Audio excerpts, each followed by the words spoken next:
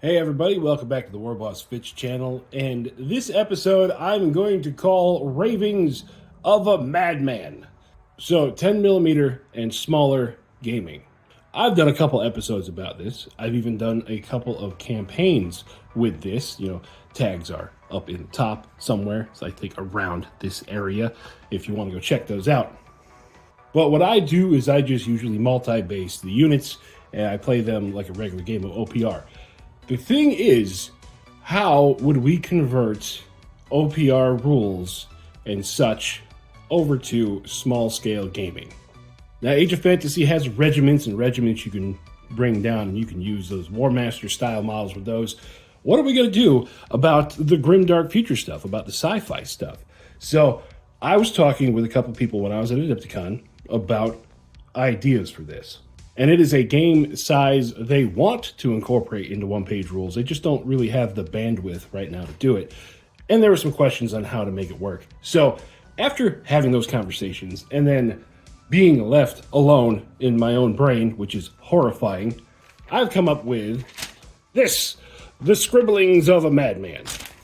So I think when most people think about small-scale sci-fi gaming, they go right to Epic 40K because, let's face it, we're based on 40K and Games Workshop-style games. Why not go to a smaller Games Workshop-style game? Epic would fit that bill. But I think we might be going the wrong direction, and I remember the game I played back in the day, which is still a current game. I just haven't played it in like 15 years. Boom! Flames of War. So I'm sure this book is out of date because, like I said, I haven't played Flames of War in a long time, and this was the current book back when I played. I just don't have a game group that plays it currently. It's one of those I'd like to get back into it, but there's just no one around that plays it. So I've kept a hold of this rule book. I think this is version 1. But what I mostly want to look at here are the structure of the different units. Like here we have a rifle platoon. It's got 3 squads and an HQ section, and then it gives you different points for that. And also, there are different platoons you can add on to that, like weapons platoons or mortar platoons, and then there's tank platoons and all kinds of other stuff in here. So how can we take that and put it into the OPR universe? Well, I have an idea. What we're going to want to do, and I'm going to base this on Battle Brothers, because that's just the one I have the most of out here. Let's say we take a Battle Brothers. We take a core of the Battle Brothers unit. So that's going to be 3 squads, and I just based it 2 bases here for each squad because 10 models make up a squad. It just makes me feel right, and that one's facing the wrong way. Here you go. Now what you would do in the structure is you would buy them by detachments or platoons, or in this case I'm not sure what we would call this. We'd have to come up with a name for it. Just detachment would work. So you would buy this, and then you would add support onto it. Like, say, if you wanted a heavy weapon squad, we could add in points for 1 heavy weapon squad to move around with them. My Space Wolves are going to be a stand-in. Let's say you wanted some walker support. You could add in 1 dreadnought on there.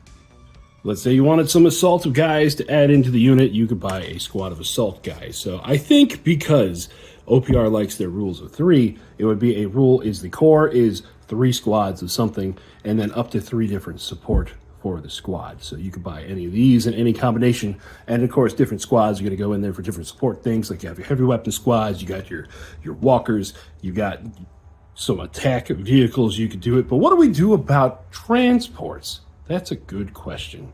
So being it's a sci-fi game on a large scale, we're going to want to have transports for all these guys. So it's going to be 1, 2, 3 squads. We're going to have 1, 2, 3 transports. And let's say you buy some more squads to go in there just to beef up that particular detachment. You wanted to have a very heavy detachment, so you take 3 support squads. You got 1 extra infantry squad, and you have 2 heavy weapon squads. Then you would it would be an option for each of those units to pay points to come with a transport. So there we go. We now have an entirely mobile detachment. But let's say that they are in these transports when the game starts, and you start losing transports because the guys haven't got out. You get hit with anti-tank fire. Something's going to take these transports out.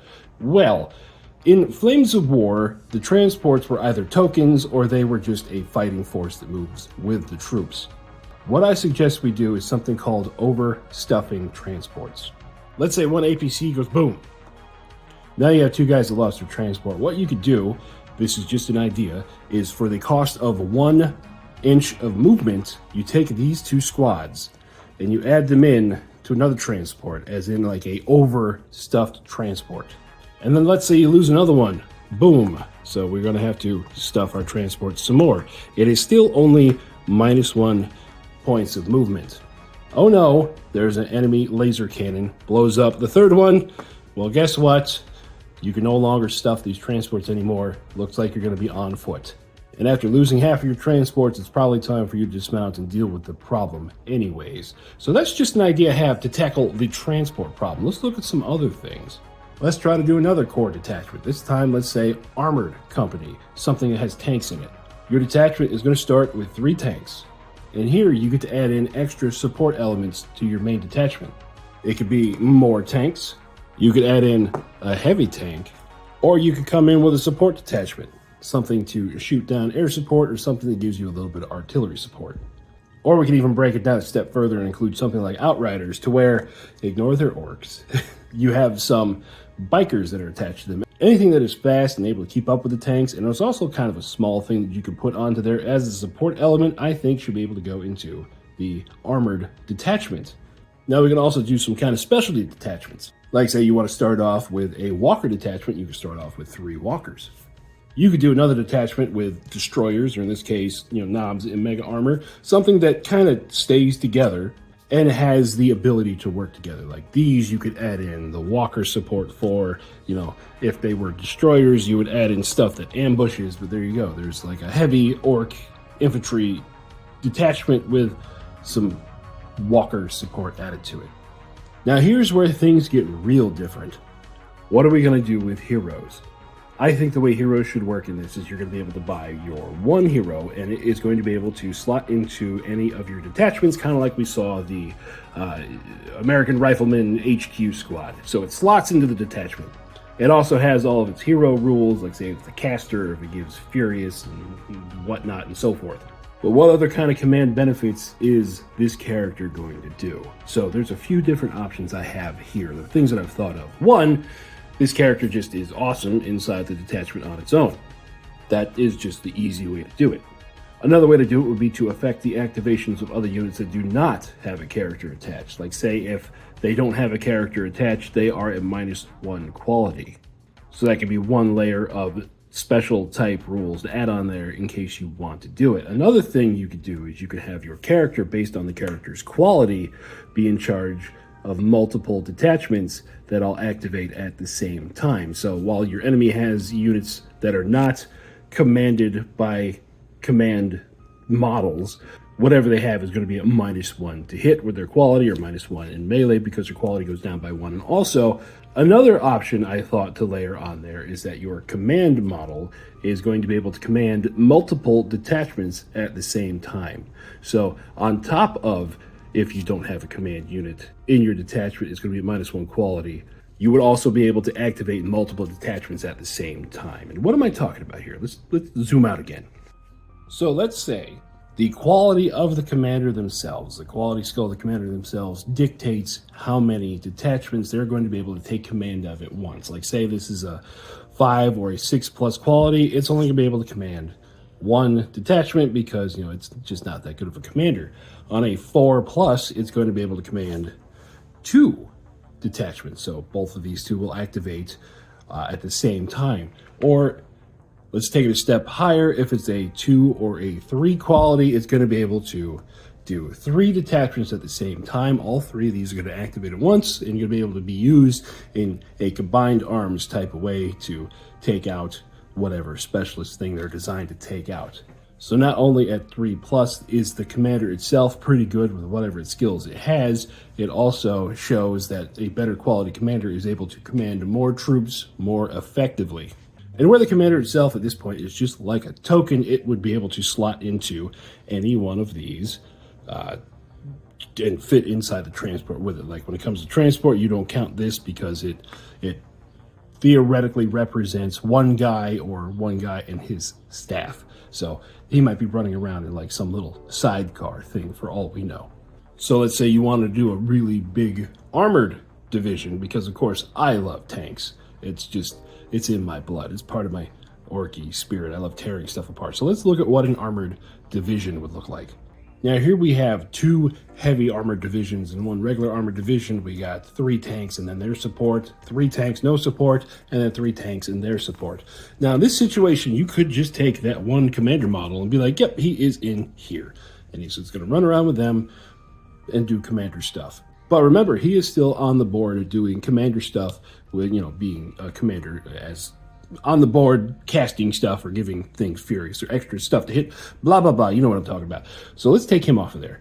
I suggest that we're going to be able to take other units and give a command upgrade to them. So like, let's say you take another heavy tank and you decide you are going to say, you now have a commander. See that tech marine sticking out? He's uber special at command. And let's say he's joining this group right here. So now if he is quality 3, all 3 of these tank divisions are going to be able to operate at the same time. And in this situation, it would just be like buy the heavy tank for whatever points they are, buy the character for whatever points they are, and just kind of smash them together to make 1 unit.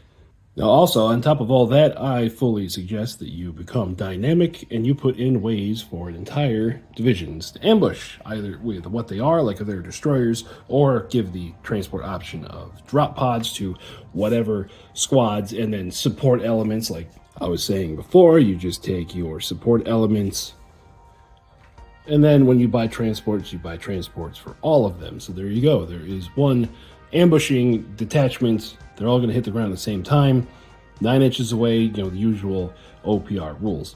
Now let's talk a little bit about how the units themselves would work. So we have 1 rifle squad here, 1 part of a rifle squad. Toughness 1 for something this small in the scale of game we're going for, I think is pretty appropriate. So these guys would take 1 hit or 1 unfailed save to take off the board. But I think they should have 2 shots apiece. Why? Because I like carnage, but also it gives the option to give the squads a special weapon. So you still want to have your bolt gun, but let's say you want to put a fusion rifle on there. You're just going to replace one of those bolt gun shots with the equivalent of a fusion rifle. And the fusion rifle will be, damage 3 or heavier weapons that are up to, damage 6. And in that situation, with this scale, I would suggest our transports here, they're still rocking around with their 2+ save like they have normal OPR, but they're just reduced down to toughness 3, because it just kind of makes more sense in my mind. It gives the ability of small arms fire, like the bolt guns, to be able to take some transports out, but it's going to take a little bit to get through the armor. Plus, special weapons can do a lot of damage to tanks, blah, blah, blah. We all know this. It's just the way that war games work in general. You take the right can opener for the can that you're shooting at. Also, this scale, we're going to have to tweak some of the vehicles because, Titans at this scale are pretty cool, and I really wish I could put like a dozen of these on the board at once. And running at this scale, you could do that. I think the big hurdle that has been stopping all of this from happening is figuring out transports and command rules for games at this scale. Now, I love this scale, and when I do games at this scale, I love using transports to make the games more dynamic. So transports and command things are things that definitely have to be in the game. Now, if you can't tell, I love this scale of wargaming. I love big battles. I love complicated battles, but I really like simple rules. That's why I hope somebody at One Page Rules sees this. Now, I am not a gameologist. I don't have a degree in games design. I am just a dude who plunges toilets for a living and plays with mandalies on the side. But this is a scale that I would love to see OPR dip their foot into because I love the OPR system. I love every one of their games. I got stuff mapped out on how to basically put an army together, but what I don't have is I don't have points levels, I don't have army stats, I don't have anything like that. So right now it's just in the idea phase. But if you guys over there are open to it, I would love to see this happen. But I think that does it for a pretty good Wednesday video of, just whatever I like to throw out there. I was scribbling this in 20 minutes because I was thinking about this all day. And I was like, I need to put this on paper. And that turned into me going, I need to make a video. So there you go, guys. I hope you all were entertained. Remember to like and subscribe for more OPR randomness. Maybe one day, 10mm stuff. I actually have a couple 10mm campaigns. I'm going to put those up here in this little thingy for you to click on to check out. And there'll also be the playlist at the end. because why not? I've done a lot of them. So until Saturday, when I come out with another video again, I hope you guys are having fun playing OPR wherever you are, and I'll talk with you later. Bye-bye.